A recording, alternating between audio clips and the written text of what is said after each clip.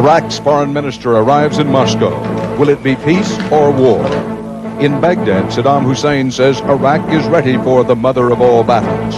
And on the battlefront, the biggest artillery firings yet.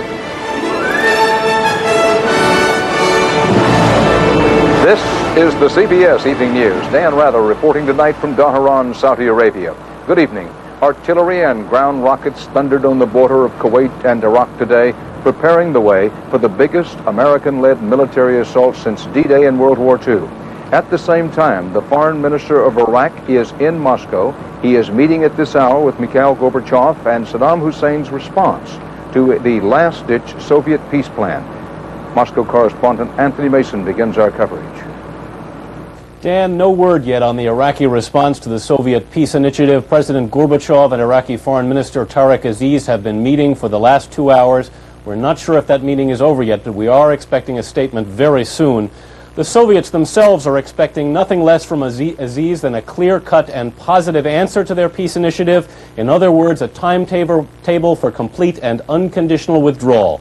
But we are still waiting for results of that meeting, to that historic meeting, which has taken the last 3 hours. Aziz arrived 20 minutes before midnight Moscow time, giving reporters no word of the response he was carrying from Baghdad. He was immediately taken by limousine into the center of the city for a midnight meeting in the Kremlin with Mikhail Gorbachev. The group was small: Aziz and his Moscow ambassador, Gorbachev and his closest advisors on the Middle East.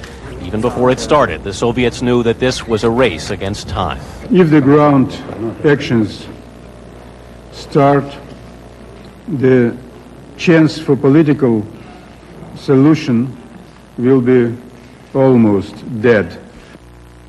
So the Soviets know this is their last chance. If this meeting doesn't produce peace, a ground war is almost inevitable.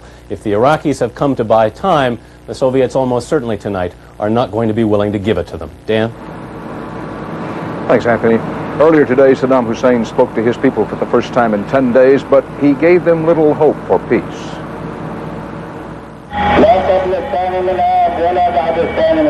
Throughout the Middle East and the world, people gathered to listen to Baghdad radio as Saddam spoke for 40 minutes in what was described as a recorded address. The Iraqi leader did not say directly if he had accepted or rejected Mikhail Gorbachev's peace plan, but he gave no hint of any new concessions. He said he has offered to withdraw from Kuwait, but now President Bush wants more, revealing, Saddam said, Bush's real aim: to destroy Iraq. They want us to surrender, he said, but they'll be disappointed. Then, in effect, he challenged the Allies to a ground war, saying they don't know the capability of Iraq's armed forces.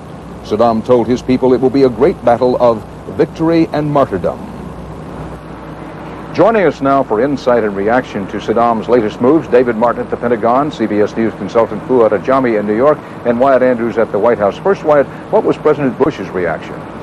Dan, the White House tried very hard today to keep the issue very simple and very focused, and that is either Saddam Hussein puts his troops in reverse or he faces a continued war, including preparations for a ground war. Nothing that happened today, not Saddam Hussein's speech or events so far in Moscow, has changed the White House outlook. The president himself dismissed Saddam Hussein's speech as full of invective. He called it disappointing. And Dan,